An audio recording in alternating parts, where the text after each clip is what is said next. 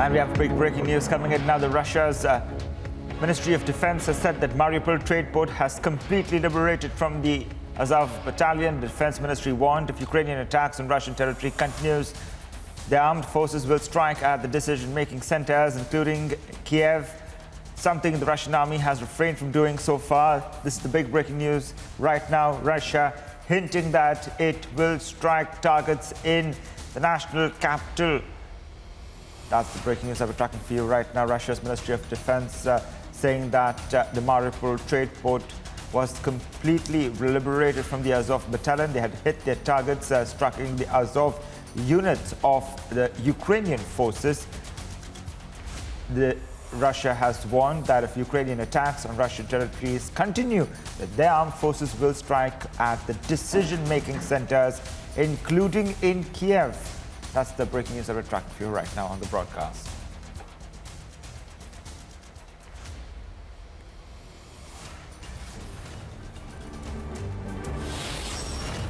On to other news now. The New York City Transit subway informed that it had resumed full running service of all its lines after NYPD completed its investigation at Brooklyn in connection with the mass shooting case. The trains are also making a stop at the 36th Street subway.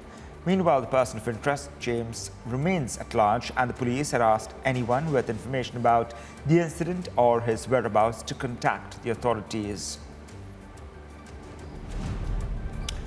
Israel carried out repairs on a West Bank prayer site revered by Jews after it was vandalized by Palestinian protesters last week. The protesters set fire to the site known as Joseph's Tomb and smashed parts of the shrine inside. Meanwhile, the Israeli military has said that it had arrested a suspect linked to the arson.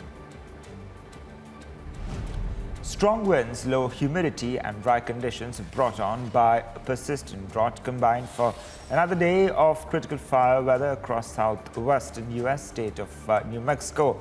Meanwhile, forecasters warned of similar conditions elsewhere in the West as land managers and firefighters braced for what was expected to be another busy wildfire season.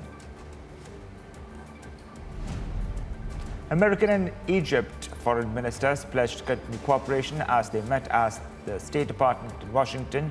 Secretary of State Anthony Blinken paid tribute to Egypt's diplomatic relations with Israel.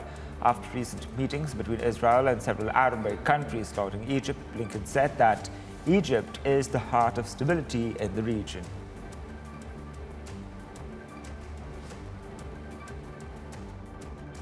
Annual diplomatic relations between Egypt and the United States.